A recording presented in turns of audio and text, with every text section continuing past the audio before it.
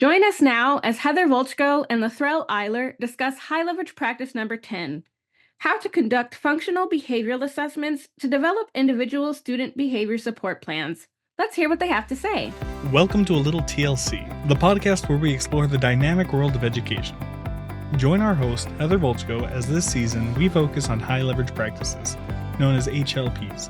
Each episode will examine a different HLP, an essential strategy designed to enhance teaching and improve outcomes across various educational settings. These practices focus on collaboration, assessment, social emotional behavioral support, and instruction, benefiting all K-12 students. I hope you're ready to be both challenged and inspired because this season is all about mastering the HLPs. This is A Little TLC. Conduct functional behavioral assessments to develop individual student behavior support plans. Creating individual behavior plans is a central role of all special educators. Key to successful plans is to conduct a functional behavioral assessment, or FBA, anytime behavior is chronic, intense, or impedes learning. A comprehensive FBA results in a hypothesis about the function of the student's problem behavior.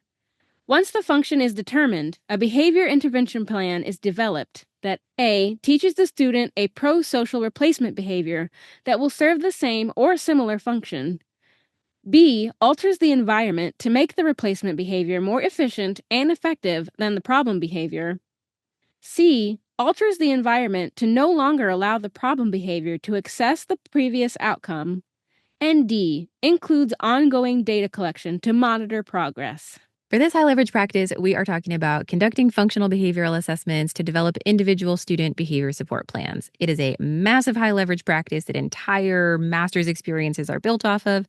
And with me this week, I've got one of our school psychologists, Lathyrelle. She has done a ton of work supporting behavior specialists and psychologists and teachers and families all understand what all of this is, like what it really actually means for their students and kind of in practice. So I'm excited to see where this conversation goes because there's so many different things here. So Lathyrelle, for you in your practice, what do FBAs, BIPs, what do these things look like? How do they show up for you? Well, when I do a comprehensive FBA, the functional behavior assessment, it's basically me looking at the background and the history of the student, figure out what I'm looking at, where these behaviors potentially coming from, what supports have they had in the past, and what things they might need in the future to help with the interventions and adjusting the behaviors to hopefully show a decrease in problematic behaviors and an increase in pro-social behaviors. That's so perfect. Like that is the most succinct, clean, clear description of that I think I have ever heard because there's so much nuance in what you said, but it was also so clean with I need to know the context and then I can walk through the evaluation. And the goal is to decrease target and increase replacement. Like that is so clean and so straightforward. I love it. Well, thank you. So that's basically how we do it. It's explain it out. So basically, I'm going through the medical history, the social history, educational history to see what was done. One of the things that in a school setting, we definitely get the educational history because people will definitely talk about it. Mm-hmm. However, that medical piece, as well as the social piece, the home life, any other outside medical pieces, the child's been hospitalized or receive some intensive in-home services or any other type of services outside the school, we see how those things have worked for that student and how it impacted that student's behavior, whether it was successful or not. So those are some of the main things that we really look at when we do an FBA, as well as the interactions with other students, their parents, other family members, just their behavior history in school, and if they have anything that's outstanding that will definitely be an impact on what we see in the classroom. And based on that information, we can look at what type of goals we will use to help with any type of interventions and basically gives us a starting point of what we would do for that student. That's so good. I am a strong proponent of contextual behavior analysis. Like you cannot analyze behavior in a vacuum. And so often I get asked like, okay, what data collector should we use for this behavior? And I love that you are saying, okay, sure, yeah, that, but also family and context and history and outside and inside and all the things, like all the actual information around it is then what we're using to analyze the behavior. We're not just taking a few data points and running it through some rubric to then determine what we're going to do with a kid. It's so much bigger than that. I'm so thankful that you are bringing that, because so many times FBAs get kind of run in this little vacuum, Mhm. somewhat irrelevant of the context in which it's situated, which is what's actually informing the behavior in the first place. Yes. So the FBA, because it says comprehensive, you're looking at the whole child. You're not looking at pieces of the child when they're only in school or when they're only out of school. They're bringing you the whole person. And so that's how you have to look at your FBA. This is a picture of the whole person, what they've been through, what they're going through, and possibly where we can lead them to. So that's how you have to look at the FBA and the results and how it can impact your BIP as well as the educational life. Yeah, for sure. I mean, like you and I, before we were recording, we were talking about like trauma informed behavior analysis. And so if trauma is present or if it's not, then different interventions are going to have different outcomes. It'll be received differently from, different learning histories or their own background. And so if we're not considering that going into this, then we could say, okay, this is the function of behavior. Here's the, functionally aligned intervention for that. But if we've removed the context, man, we can do a lot of harm. This is true. And that's when you really have to look at your medical history, Mm-hmm. things like if you wanted to put a restraint in someone's program, Mm, their BIP, is that going to be something that's detrimental to the child? And what type of restraint are you talking about?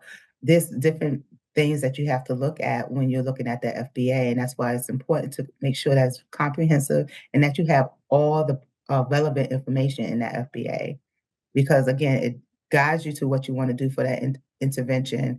You can also look at different environments and how the intervention would change across environments and who mhm. they're working with. And it also helps you figure out what type of data collection you're going to be using to make sure that that intervention is working properly. Because one of the things people kind of forget as you go on and you do the FBA and BIP is that when things change in that student's history, whether they're doing better or they for some reason, the behavior got worse, has anything changed in that history that you need Yes. to go back and look at? Mhm, So if they move from one home to another, or they experience homelessness, or they mhm, had a medication that was added or changed or something of that nature, now they have a new sibling in the home, mhm. or they have a animal that they didn't have before in the home. It could be something very simple, a new teacher, a new higher level of education that they're experiencing now. They went from kindergarten and, 2 years later it's 3rd grade and that BIP now Mhm. isn't working. So you have to look at those factors and then look at your interventions to see if it's still appropriate. So that's something that you really have to be mindful of, and which is why it's required for us to look at the BIP and the FBA at least once a year. But also, it's important to look at them if anything significant changes, or if you see that the data is not going in the way that you expect for it to go. Yeah, I mean, sometimes I'm working with teams and they're interpreting only what they're seeing, and they're not always asking those questions that create that broader context. And so I'll have teams being like, well, this intervention worked last year and it's not working this year. Or this was working last month and now it's not. Or this didn't work before, so it's never going to work. And then they try it and all of a sudden it's working. It's like, well, is it bigger than the intervention itself? Is there something else going on here? So just because you're doing something and you have the outcome that you were hoping to have, that doesn't mean that what you're doing is actually what created that outcome. Mhm. Sometimes there's just life stuff that changes. And then it's not, wow, it worked. It's, oh, this other thing changed. And so, okay, noted. Now that gets added back into the context of all the variables that we're working with, is what we're doing our intervention design with. But it's also then how we're analyzing how that behavior is showing up so we know how to help them. Right. And the other thing you also have to make sure is everybody receiving a training. One of Mm. the things I always talk to my staff about is like the child is always going to find the weakest link. So if you are one of those people that you just got a soft heart, soft spot for that child in your heart, and you let them slide on certain things, you're going to be a person that's going to be the weakest link, and that they're going to use you as the person to get out of things. And they're going to use you as a person that's not going to follow the bib because that's what you're showing them. So it's imperative that all of us are taught the same thing and implement the plan the same way. So our data is consistent and actually is meaningful. So again, you also probably have that type of relationship with that student that they'll come to you and tell you things that's going on in their life that may not be written down anywhere. So Mm-hmm. again, that's something we have to go back to the FBA and see, hey, is this going to help or hinder our intervention that we're doing? So it's very important that you are not the weakest link, but also that you bring that information to us if you happen to receive that new information that could impact the FBA or the BIP. Yeah, and that's a conversation that will come up in another one of the episodes with a different high leverage practice, but we were talking about meetings and how to get who to the table. So many different staff members have different kinds of relationships with different students at different seasons of life, and they get access to information. And if that isn't shared, then the team who is responsible for making those decisions can only do what they can do. And so we were talking about having like good representation. It's actually back toward the beginning of this season, having decent representation at the table, because then whoever the kid's spending time with, which in some context is hall monitors and janitors, because kids are skipping class or getting kicked out of class. And then all of a sudden they've got great rapport there. And so now they're sharing stories about home and life and what's up. And then that information isn't trickling back into the certified staff or the people that have the titles at the table. And then they are basically uninformed, then trying to make decisions on how to serve the kid, and the kid isn't there, and the people who know the kid aren't there. But like all of that is the context. Like that is the true situation, is all of the messy pieces, the things that everybody knows and the things that only some people know. But it all needs to be at the table to be able to actually figure out how to serve these kids well. Yes, you're right. And you brought up a very important piece. It's okay to talk to the kid. Yes, It's please. okay. It's okay to talk to them to see, the reasoning behind their behavior, whether they're 5 years old or whether they're, 22 about to age out. Yes. Talk to them about how they feel about the behavior, what we're seeing. They may not even think there's anything wrong with their behavior. And that could Hmm. be something that you might need to look into. Or it might be something where, oh, I didn't know my behavior was an issue. Maybe I can change it on my own. So those are some of the things that you also have to keep in mind when you're actually doing comprehensive FBA as well as the BIP. Talk to the child to find out if they even know that this is something that they're not supposed to be doing. It might Yeah. be something that they did that it was a survival mode, or it could be something that they just didn't think about it being the wrong thing to do. Yeah. So it could be something as simple as just having a conversation with them, and you can avoid doing a comprehensive FBA and a BIP altogether. So That is so true. again, yeah. So again, you want to make sure all the partners have a piece to contribute to that FBA and that BIP, and that you definitely involve everyone on the team, including the student. Yeah, I mean, how many times have I had the conversation saying like, you don't like to be caught off guard or unaware, right? Like you come in and someone's doing an evaluation on your classroom practices, and they have a rubric and they know what they're looking for. What if they never gave you that rubric? Right, and Mhm. you just had to do your thing, and then they would just tell you how good you did, but they never told you what you needed to do, and you're like, "Well, if that's what you were looking for, I could have done that, like, I can do that, I just didn't know you needed me to do that." It's the exact same thing with our students with their behavior plans. A lot of times we've got these plans around them, and they don't even know what they're working on, so it's like, "Well, I could fix it if I knew what you needed me to fix, but I don't know." So it's like, Mhm. bring the student into that conversation, make them part of that, and quite honestly, the times that I've been able to do that with teams, especially ones that have been pretty contentious, where the students are pretty vocal and sharing their opinions about their staff members, to bring them to the table anyway and say, okay, then you drive this bus. It positions them differently. And the dialogue is, we've ended up with very different interventions than what the adults around the table would have designed if the kid wasn't actually there having that, being part of that conversation. Right. Because the other thing you have to remember is that their behavior works for them. It gets Hmm. their needs met the way they feel it needs to be met. The BIP is for more of a post-social approach to getting their needs met. So that's something that you have to keep in mind when you're doing these BIPs, is that their behavior is going to be hard to change.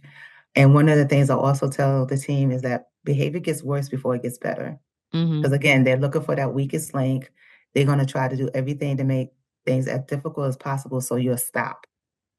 But Mm. if you're consistent and they still see that their needs are being met through the means that you're trying to promote with them, you'll see it slowly starts to change. And once they feel that trust, once they understand this is what you're trying to do with them, not for them or to them, that you'll start to see that intervention really take place in a positive way. Yeah. I know last week, Waddell and I were talking about teaching social behaviors, and there is a growing camp around folks that are saying you can't teach those pro-social behaviors because there's all of these like societal aspects that go with it. So I appreciate how you're framing it. It's not that. It's more like how do we get them to get those needs met? Like they have needs and they need to get met. But how do we do that in a way that is actually going to speak to folks around them so that their needs can actually be met? Yeah, you're right. And again, there's a lot of context as adults, we've been trained, I guess is the best word for it, to learn how to get our needs met. And that training that doesn't necessarily happen anymore. Mm. That we have a different society where people are more relaxed in how to get their needs met. The squeaky wheel does get all the oil. So we have to teach students to be very proactive in advocating for themselves and how to do that appropriately so it doesn't keep others or shun others or embarrass others and everyone gets their needs met at the same time. So those are some of the things that you have to teach people those things. I think it has to be very exclusive to that student. I think that also you have to be open-minded. We're dealing with a very different group of students nowadays. Mhm. So we have to be very open-minded in how we approach the students and how we treat them. They want to be very independent at a much younger age.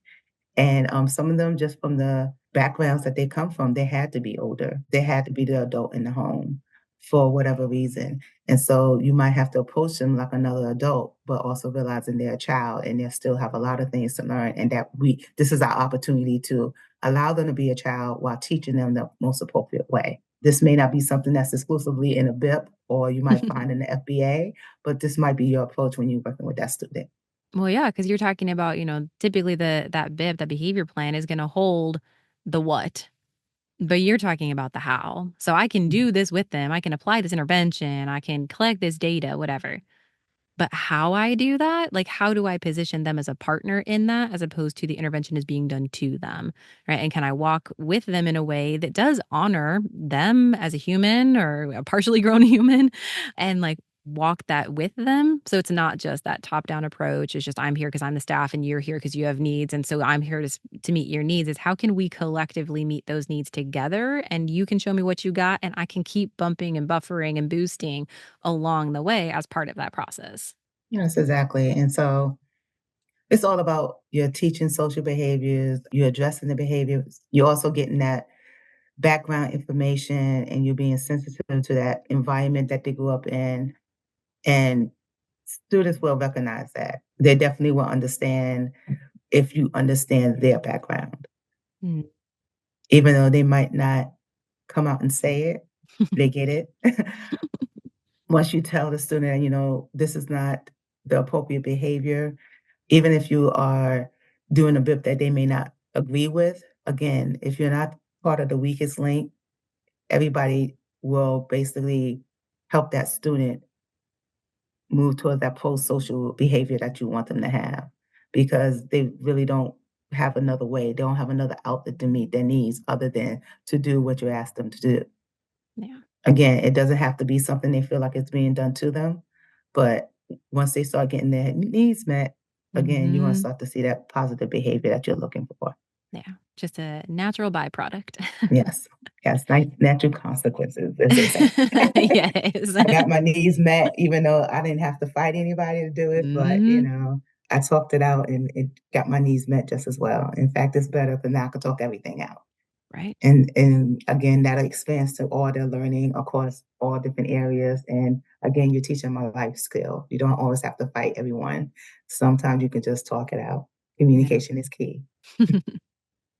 Well, thank you so much. I know this can be a very detailed, comprehensive thing. So it's only one high leverage practice. Before we were recording, we were joking that like there are entire master's programs that would, teach you all of the nuances of just this one high leverage practice. But thank you for bringing the human aspect to it. That yes, there's all the technicalities and all the approaches and interventions and data collection and all the things. But at the end of the day, we've got a human and they are living in their world and how we serve them is contingent on that. So thank you for bringing that human context and centering that at the middle of this conversation amidst all of the, scientific nuance around it. Well, you're very welcome. And thank you for having me and allowing me to talk about how the FBA it should be conducted and who's supposed to be a part of that team and making sure that everyone has a voice. Yeah, thank you. This week, it's Webinar Week. Dive into an exclusive webinar featuring insights from practitioners just like you who've achieved remarkable success in their own corners of our education world. Whether you aspire to advance your career, explore new possibilities, or simply expand your horizons, our webinars cover a vast array of topics. Pre-recorded webinars offer the flexibility you need to fit learning into your busy life. You have the power to watch, rewind, and replay the content at your own convenience. And did we mention you can earn continuing education units too? We want to invite you to head over to thresholdlearning.org, your one-stop destination for all things TLC. Here, you'll find this episode's show notes and blog pairing, our entire catalog of ACE-accredited self-paced courses, an ever-expanding bookshelf of resources, and anything else we've talked about.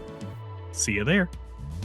Attention educators pursuing behavior analysis certifications, Supervision with TLC is designed for educators like you, offering remote supervision with school-based BCBAs that fits into your schedule instead of the other way around. Our supervised fieldwork approach allows you to earn your hours right in your classroom alongside your teaching responsibilities. Benefit from affordable rates, month-to-month scheduling, and comprehensive supervision, all 100% remote. Our school-based BCBAs are here to guide you every step of the way. So why switch jobs when you can stay in education and grow professionally? Explore more at thresholdlearning.org/supervision and see how we can help you succeed. Functional behavioral assessments, or FBAs, play a crucial role in understanding and addressing student problem behaviors, often required under IDEA regulations. These assessments investigate what triggers and maintains problematic behaviors. They use both indirect methods like rating scales, interviews, and reviewing archival data, and direct methods where trained observers watch during challenging times. From this data, educators form hypotheses about the behavior's function, framed in a format like, when certain conditions arise, the student engages in specific problem behaviors to achieve or avoid certain outcomes. For example, if a worksheet with extensive writing triggers a student to act out to avoid the task, the hypothesis might read, when faced with a lengthy worksheet, the student will act out to avoid the task. With this hypothesis, a behavior support plan is created to address the identified function. The plan should teach a pro-social behavior that achieves the same or similar outcome as the problem behavior, like getting attention or avoiding a task. It also involves adjusting the classroom environment to reinforce the new behavior effectively and ensuring that the problem behavior doesn't lead to the same outcome. For instance, if a student calls out instead of raising their hand, the teacher would ignore the call out and instead recognize students who raise their hands, reinforcing the desired behavior. Understanding that all behavior is a form of communication is crucial for effective teaching. A skilled special educator armed with this insight is adept at interpreting student behaviors and making informed decisions to prevent the inadvertent reinforcement of undesirable actions or the imposition of unjust discipline. This competency is at the heart of the Functional Behavioral Assessment, or FBA, process, and the subsequent Behavior Support Plan, or BSP.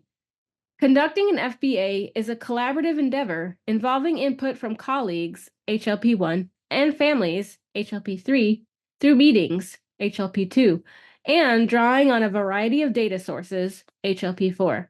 Effective educators continuously consider the antecedents of student behavior, both immediate and long-term triggers, along with how to describe and interpret behaviors and the consequences sustaining them.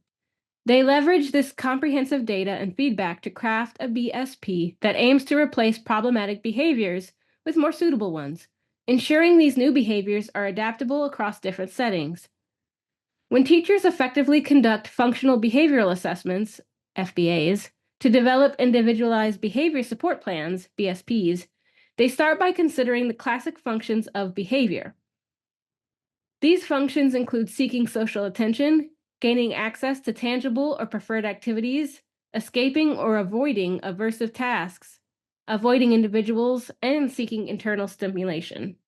A comprehensive FBA should capture all essential components. This means clearly describing the problem behavior, identifying events and situations that predict it, pinpointing consequences that maintain it, formulating a hypothesis about the triggers and supports for the behavior, and collecting direct observation data to back up the hypothesis. Using the antecedent behavior consequence, or ABC, model is crucial for developing a solid hypothesis statement. With this data, teachers can select an appropriate replacement behavior based on the identified function of the problem behavior and creating a tailored BSP. The plan should involve explicit teaching and reinforcement of the replacement behavior while also making environmental modifications to prevent the problem behavior from recurring. Ensuring these modifications make the replacement behavior more effective and efficient is key to increasing its likelihood of use. Ongoing data collection and progress monitoring are essential, with regular meetings with stakeholders to adjust the intervention as needed. For school leaders, supporting teachers in the effective execution of functional behavioral assessments, or FBAs, and behavior support plans, BSPs, is a critical task. The process, though varying by district and school, thrives on a strong, team-oriented approach. Leaders should focus on building a cohesive team that includes staff members skilled in engaging with students who struggle with relationships. Establishing these pre-existing support teams can significantly enhance the FBA process.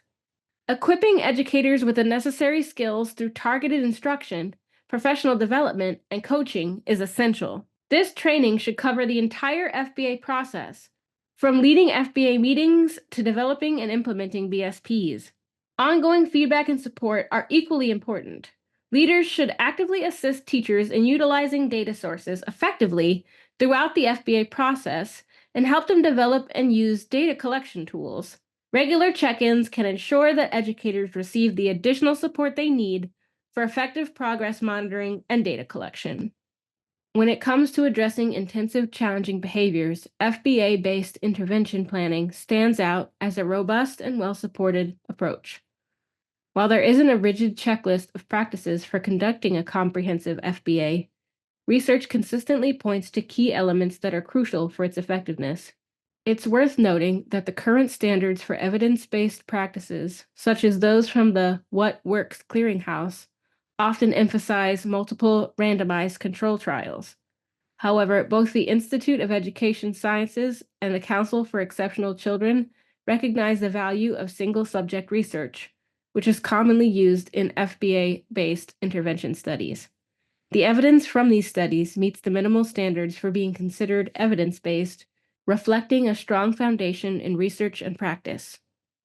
We're so glad you could join us. Tune in next week as we welcome back Marla Watts-Pacheco for a conversation focused on high leverage practice number 11, how to identify and prioritize long and short-term learning goals. See you then. Hey, before you jump back into your busy life, consider dropping a like and follow Threshold Learning TLC on Facebook and Instagram. And if you like our show, share the podcast with your colleagues. A personal recommendation is by far the best way to promote the podcast. Let them know that they can listen on Apple Podcasts, Spotify, or anywhere else they catch their podcasts. Just be sure to leave a rating and review on your favorite platform. You can also email us at info@thresholdlearning.org. We always enjoy connecting with fellow educators and champions for educational justice. You can find everything you're looking for at thresholdlearning.org. See you there.